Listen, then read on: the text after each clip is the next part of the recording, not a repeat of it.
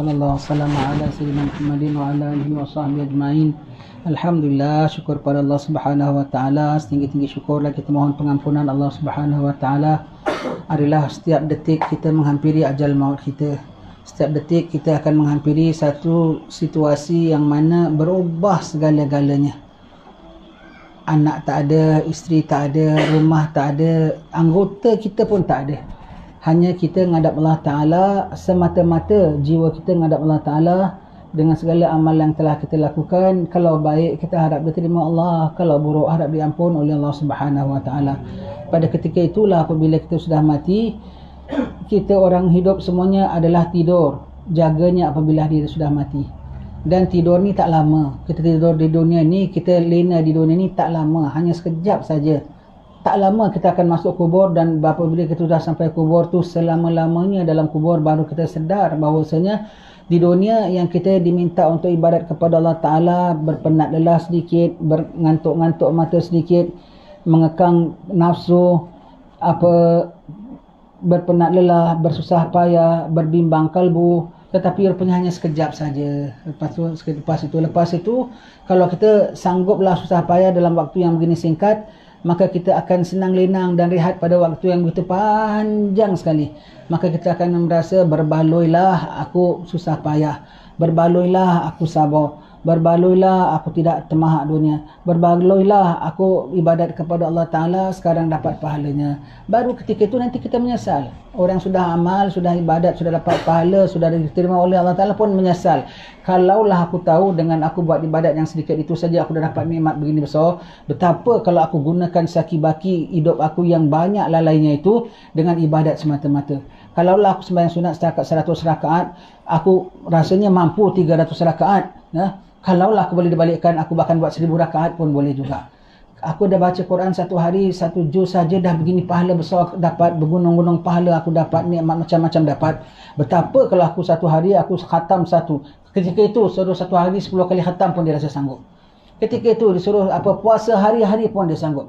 Ketika itu disuruh sedekah segala harta dia pun dia sanggup. Sebab dia tengok apa yang dia masih ada dekat dunia tu, harta dia, rumah dia, kereta dia, wang dalam bank dia, dia tahu masih ada. Tapi dia tahu 1 sen dah tak ada manfaat.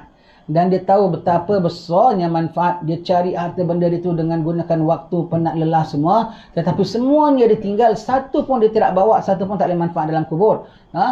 Kalaulah itu semua aku dermakan, kalaulah semua dulu aku tak susah payah carikan, kalaulah dulu susu aku tidak sibuk-sibukkan diri aku, bahkan aku gunakan untuk ibadat pada Allah Subhanahu Wa Ta'ala, kalau dah dulu aku dermakan semuanya, Allah, takkah aku tanggung hisapnya hari ini, takkan aku lega hari ini, tidak akan aku mudah pada hari ini. Barulah ketika itu kita menyesal. Barulah ketika itu menyesal. Yang sudah dapat pahala pun menyesal, apatah lagi yang tak dapat pahala. Syukur pada Allah Ta'ala, ini nikmat daripada Allah Subhanahu Wa Ta'ala. Kita dapat masuk bulan Rejab, mudah-mudahan ini awal-awal Rejab. Kita mohonlah pada Allah Subhanahu Wa Ta'ala, kita masuk Rejab ni kita buat bodoh tau. Buat bodoh apa? Buat bodoh terhadap nafsu kita. Nafsu kita merengek tau, suruh buat macam-macam benda yang bukan-bukan, benda yang tidak-tidak. Buatlah, kita bilang nantilah, nak masuk bulan Rejab ni tak bagus, nak masuk bulan-bulan baik ni tak baik, kita buat dosa, nak nyambut bulan baik, nantilah tunggu bulan Rejab lah. Dah masuk bulan Rejab, kita nak layan nafsu kita ke? Lagi kita buat bodoh. Alhamdulillah dalam bulan Rejab kita dapat tonik. Bulan Rejab kita dapat dapat obat kuat tenaga kita. Dengan ibadat, dengan istighfar, dengan itu semua penguat rohani kita. Itu semua tu penguat kita. Nafsu kita layan, kita buat bodoh. Nantilah aku tengah nak Rejab ni, Jangan layankan. Dia nak macam mana pun, bikin macam-macam dosa, jangan layankan. Nantilah aku tengah nak masuk Rejab. Dia dah masuk Rejab ni. Lagi kita buat bodoh dengan dia. Lagi mudah-mudahan dengan rahmat Allah Ta'ala, dengan berkat bulan Rejab, dengan berkat sana istighfar, sini istighfar, dengan berkat kita diajak istighfar bersama-sama, mudah-mudahan makin kuat. Nanti biarkan nafsu kita jadi terpelengur.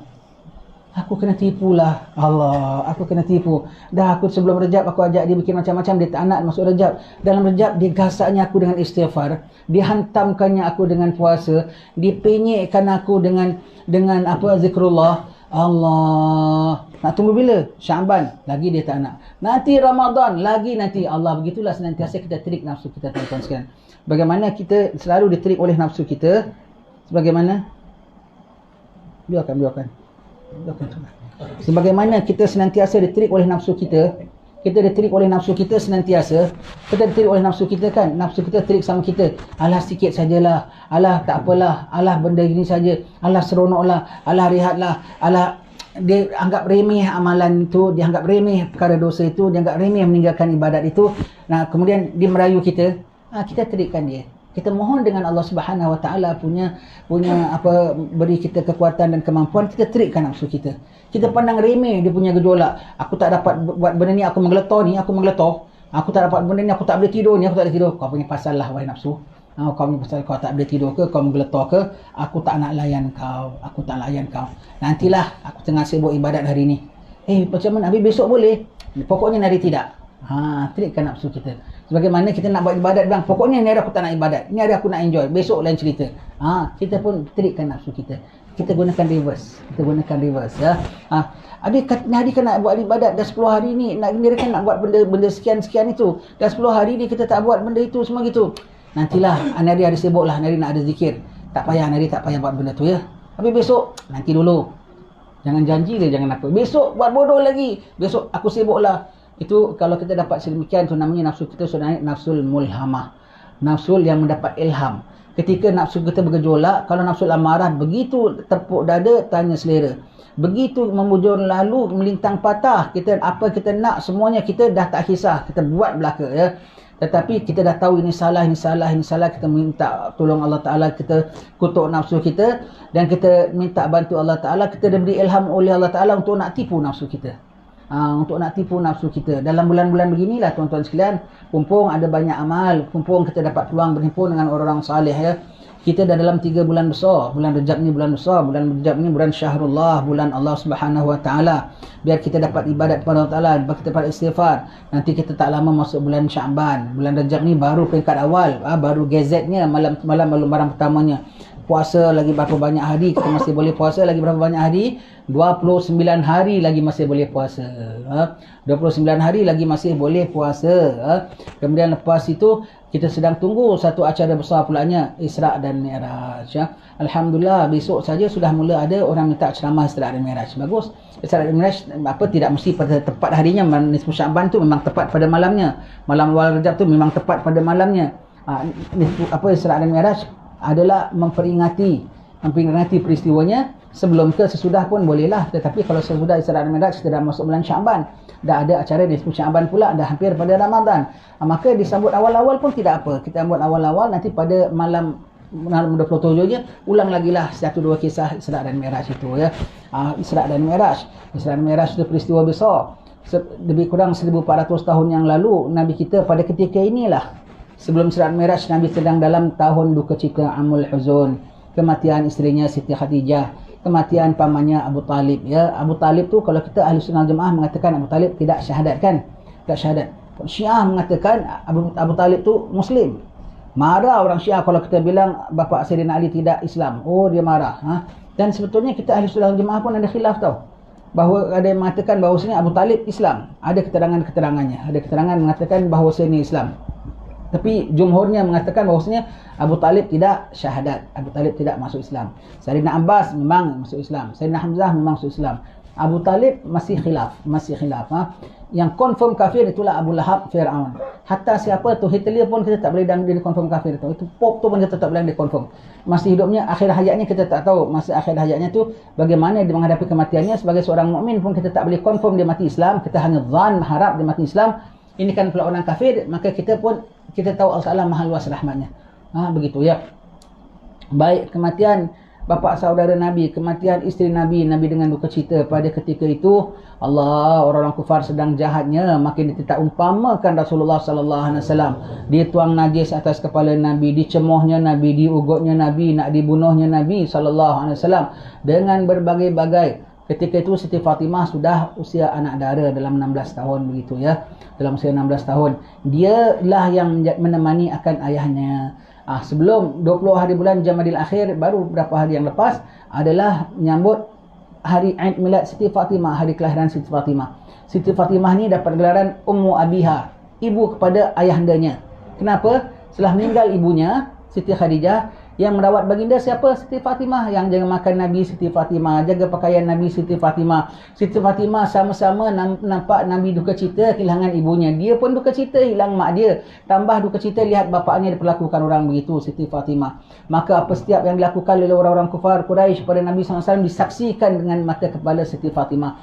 Akak-akaknya dah kahwinlah, pindah rumah lain, ikut suami. Dianya yang masih duduk sama Rasulullah, dia yang nampak Nabi diperlakukan macam mana. Nabi balik dengan kepala penuh debu, dituang debu oleh orang kafir Quraisy. Siti Fatimah yang bersihkan sambil menangis-nangis, bersihkan kepala ayahandanya yang mulia. Siti Fatimah lari ke sisi Kaabah, tengok Nabi dituang najis atas kepalanya. Siti Fatimah sambil menangis-nangis, dikuat-kuatnya najis atas kepala baginda sallallahu alaihi wasallam yang mulia itu, sambil Siti Fatimah sumpahkan orang-orang kafir itu yang derhaka kepada baginda.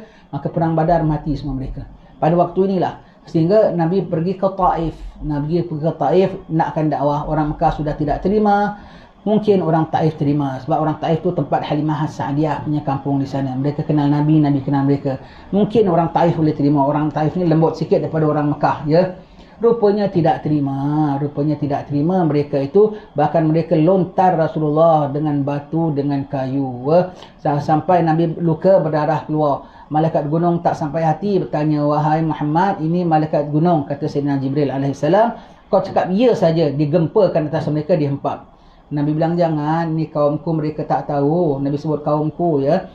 Mudah-mudahan daripada zuriat mereka akan lahir, dan mudah-mudahan dari tulang sulbi mereka akan lahir zuriat yang membela agama Islam. Betul tak? Sekarang orang Taif Islam tak? Islam, tak selang berapa generasi saja. Zaman Fathul Mekah semuanya tu berbondong-bondong masuk Islam. Masuk orang-orang Taif semua. Sebab itu kita tengok, ya. Sebab itu kalau budak-budak datang ini semua gitu, ya, kecil-kecil, nampak kecil-kecil, muntil-muntil, cute-cute gini semua ni. Ini datang bawa anak dia. Bawa anak dia, bawa cucu dia. Di mana? Tulang sulbi dia.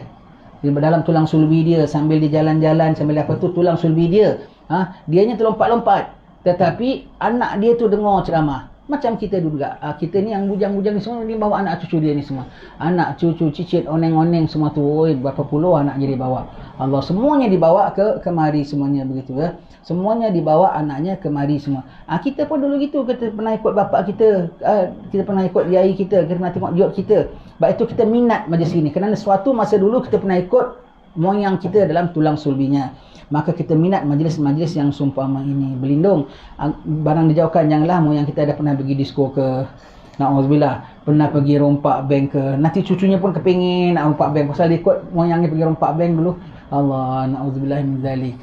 Begitu. Nabi sedang menghadapi kepayahan dan kesusahan. Nabi sedang macam-macam Nabi diperlakukan oleh mereka, tapi Nabi tabah, Nabi serah kepada Allah Subhanahu wa taala. Orang Taif melakukan begitu kepada Nabi, orang Mekah melakukan begitu kepada Nabi, ya. Kemudian Nabi belum tahu lagi ke mana, belum tahu dapat ke Madinah. Sahabat-sahabat ada yang sudah diarah. Sahabat-sahabat yang sudah arah ke Habasyah, iaitu bulan-bulan Rajab juga. Saking tekanannya sangat, Nabi belum hijrah lagi. Sahabat-sahabat ada yang sudah dihantar ke Habasyah. Habasyah tu rajanya bukan Islam, tetapi dia toleransi. Dia terima agama orang-orang Islam. Dia terima sahabat-sahabat Nabi sallallahu alaihi wasallam, di antaranya Sayyidina Ali juga hijrah ke Habasyah. Nabi masih menunggu arahan daripada Allah Subhanahu wa taala untuk ke mana. Maka berlakulah pada malam 27 hari bulan Rajab, Nabi di-Isra' dan di-Mi'rajkan. Maka itulah hari paling gemilang untuk insan paling gemilang, iaitu hari Isra' dan Mi'raj Nabi sallallahu alaihi wasallam. Hari kita dapat anugerah paling besar, iaitu hari-hari anugerah hari-hari ngadap Allah Taala sembahyang 5 waktu. Kalau sebelum Isra' dan Mi'raj, sembahyang wajibnya sembahyang malam. Ya ayyuhal muzammil, gummil laila illa galila. Wahai orang yang berselimut, bangunlah malam kecuali sedikit, Maka sembahyang malam tu adalah wajib. Macam yang wajib, sembahyang malam adalah wajib. Paling tidak 2 rakaat sebelum difardukan sembahyang 5 waktu. Apabila difardukan sembahyang 5 waktu, maka sembahyang malam mansukh menjadi sunat muakkad saja. Sembahyang malam semalam qiyamul lail itu, ya. Sembahyang qiyamul lail. Maka begitulah Nabi kita sallallahu alaihi wasallam dalam perjuangannya. Dalam bulan Rajab ni Nabi mendapat macam-macam ujian. Dan dalam bulan Rajab Nabi puasa, banyak Nabi puasa, sehingga sebab itu setengah ulama puasa 3 bulan berturut-turut. Kerana sahabat mengatakan kami nampak Nabi puasa dalam bulan Rajab seterusnya. Dan yang ada pula menyangkakan bahawasanya Nabi kena puasa Rajab nampak macam Nabi tak buka. Bermakna Rajab, Syaban, Ramadan sangkingkan banyaknya macam Nabi tak buka terus. Maknanya Nabi tidak ada tinggalkan puasa. Dan pada ketika pula nampak macam Nabi tak puasa. Bermakna sedikit Nabi punya puasa, tidak banyak. Tapi yang lebih banyak ialah Nabi puasa. Nabi lebih banyak lebih puasa. Begitulah tuan-tuan sekalian. Kita dalam satu musim, barang diingat, dalam kita masuk satu musim, kita sambut satu musim, kita gembira, kita syukur, kita raih seberapa banyak yang dapat bekalan, kita cuci seberapa banyak dosa. Dalam kita masuk satu musim ke satu musim, kita sedang menuju sebetulnya dalam setiap musim itu adalah anak tangga menuju ke barzakh. Itu adalah merupakan satu langkah demi satu langkah, satu step demi satu step menuju ke barzakh. Tak lama kita satu step jumpa Rajab, satu step jumpa Syaban, satu step jumpa Ramadan, satu step jumpa Israel. Jumpa Israel. Pasti kadang-kadang jumpa Rajab, tak sempat jumpa Isra' Mi'raj, dah jumpa Israel, dah jumpa barzakh. Kadang-kadang sempat jumpa Isra' Mi'raj, tak sempat jumpa nisfu Syaban, dah jumpa barzakh. Kadang-kadang jumpa sempat Syaban, Ramadan, bagi setengah orang tak sempat jumpa Ramadan. Ada sempat jumpa awal Ramadan, tak jumpa nuzul Quran. Ada jumpa nuzul Quran, tak sempat jumpa Lailatul Qadar. Ada jumpa Lailatul Qadar, tak sempat jumpa hari raya. Ada jumpa hari raya, tak sempat makan ketupat pun. Ada juga. Begitu ya. Dan semuanya dah ditulis oleh Allah Subhanahu Wa Taala. Kalau kita mati itu memang sudah tentu akan menuju, itu tak boleh tidak. Dan hidup kita pun takdir kita jumpa Rajab sampai habis, Syaban sampai habis. Keadaannya begini senantiasa kah? Boleh happy? Kita dah tengok 2-3 tahun lepas, dia yang PKP yang pertama tu sedihnya nak masuk bulan Rajab, PKP tak ada satu acara Isra' dan Mi'raj. Dalam bulan Rajab PKP yang pertama kan, sedihnya Allah tiba-tiba berubah keadaan. Tahun lepas pun tak begini juga. Tak mustahil pada waktu-waktu yang datang akan berlaku apa-apa lagi perkara, wallahualam. Pokoknya sudah berlaku. Kalau tak berlaku pun kita boleh jangkakan mungkin akan berlaku. Ini kan pula memang sudah berlaku. Tak mustahil akan berulang berlaku kembali ya. Maka selagi kita masih hidup, kita ambil segala apa manfaat. Sebab satu langkah demi satu langkah kita menuju kematian kita.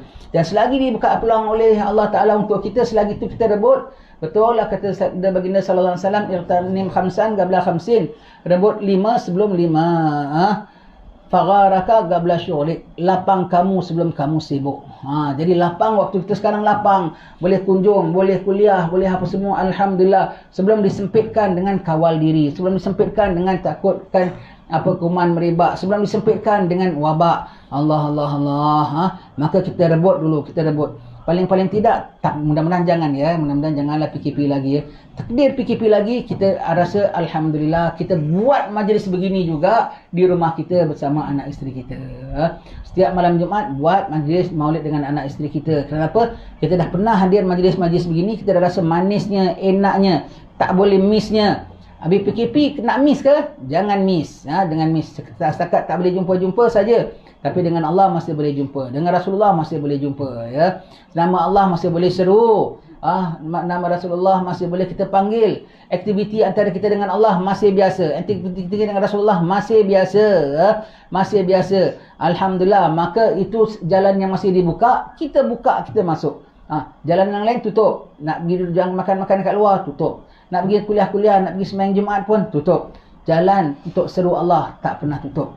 Jalan untuk selawat cinta kita pada Rasulullah tak pernah tutup walau macam mana sekalipun. Maka kita rebut. Diberi peluang untuk kita masuk jalan itu dalam keadaan beramai-ramai dan berhimpun. Ya kita masuk dalam suasana sedemikian dalam keadaan tak boleh berhimpun. Ya kita sendiri-sendiri.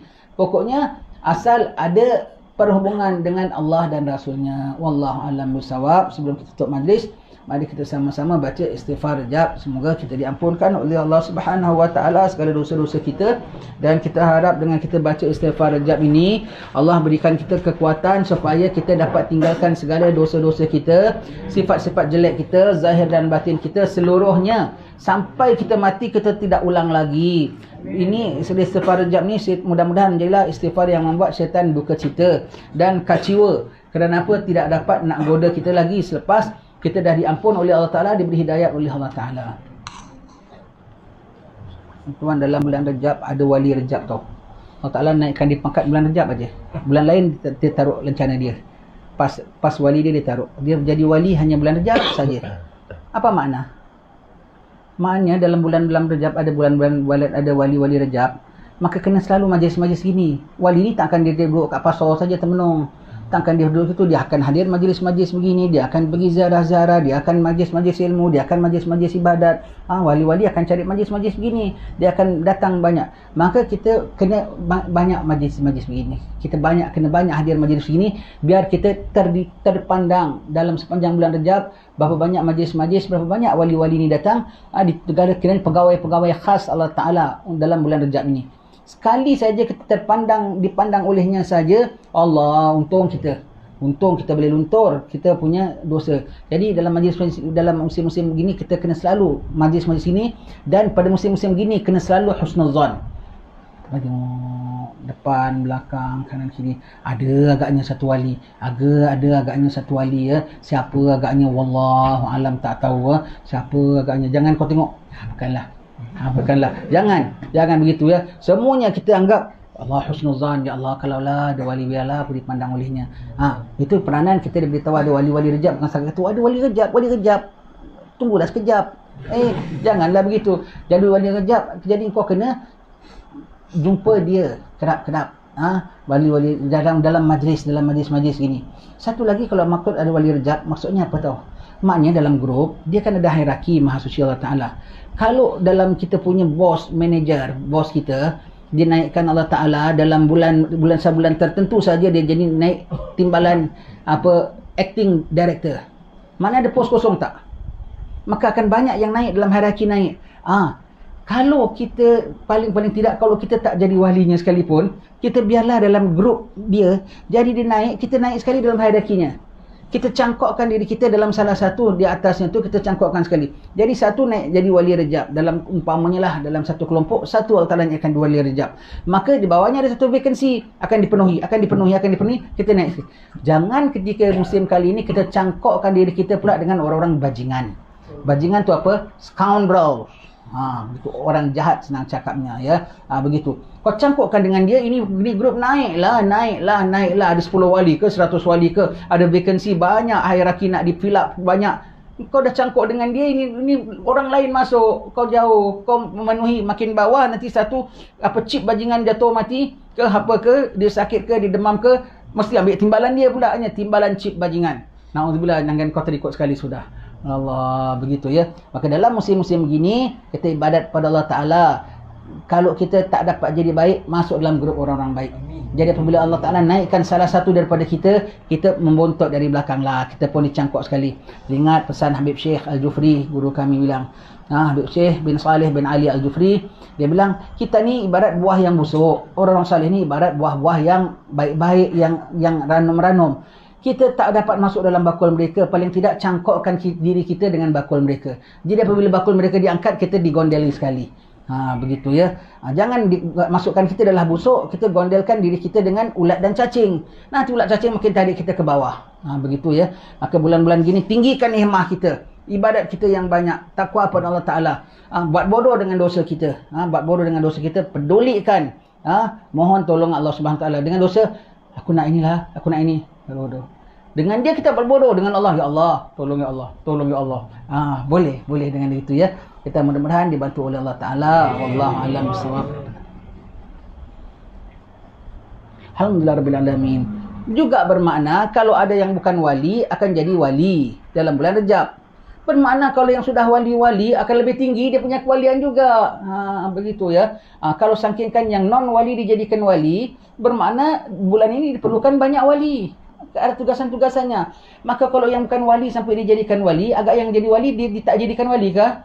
Makin tinggi lagi kewaliannya, makin banyak lagi tugasannya. Maka jangan kita tinggalkan golongan-golongan orang-orang salih ini, tuan-tuan sekalian ya. Takdir mati bulan Rejab pun puas hati. Kalau dapat dipandang oleh wali-wali Allah, mudah-mudahan dapat ditalkin oleh mereka, dapat kita syahadat la ilaha illallah sampai akhir hayat kita. Sekian. Assalamualaikum warahmatullahi wabarakatuh. Tuan-tuan sekalian, kita semua adalah murid di bawah murid, murid di bawah murid. Kita semua adalah murid daripada Habib Umar bin Hafiz. Kita semua Habib Umar bin Hafiz murid kepada Habib Ali bin Ja'far Al-Idrus. Imam Habib Ali, kita minta kawan-kawan kita cakap sebagai mewakili yang lain. Bukan setakat yang cakap 1-2 orang ni saja. Yang datang ni semua mewakili semua kita. Kita satu hari akan jadi pendakwa. Satu hari kita akan ajak kawan kita, mari kita sama ikut Imam Mahdi. Mari kita jangan terpengaruh dengan Dajjal. Semua jadi pendakwa. Dia berjadi kita jadi pendakwah yang berkesan. Jadi pendakwah yang tak banyak cakap tetapi banyak menunjukkan contoh macam Habib Ali bin Jaafar. Jadi sengaja saya suruh cakap yang beberapa orang ni menjadi wakil supaya dapat difutuhkannya zuhudnya Habib Ali, difutuhkannya tawaduknya Habib Ali. Jadi pendakwah yang zuhud, jadi pendakwah yang tawaduk, jadi pendakwah yang ikhlas, jadi pendakwah yang tawakal, bersifat dengan sifat Habib Ali. Depan makam Habib Ali kita mintakan dengan Allah Subhanahu Wa Taala supaya dengan beberapa yang cakap tadi mewakili semuanya, mewakili yang dengar dalam internet juga semuanya mendapat berkatnya pada malam ini. Tak cukup melimpah-limpah berkat pada malam ini, hanya kita perlu ambil saja dan minta saja daripada Allah Taala. Dapat berapa banyak kita minta dapat apa. Kalau kita ziarah makam wali-wali, sama ada kita dapat satu antara dua ataupun dapat dua-dua, sama ada kita dapat segala doa kita kabul ataupun kita balik menjadi wali. Kadang-kadang ada orang dapat dua-dua sekali, paling tidak dapat satu. Itulah kita harapkan. Semoga Allah Taala merahmati kita, ampunkan dosa kita, mak bapak kita, ahli keluarga kita semuanya. Sekian saja tuan-tuan sekalian.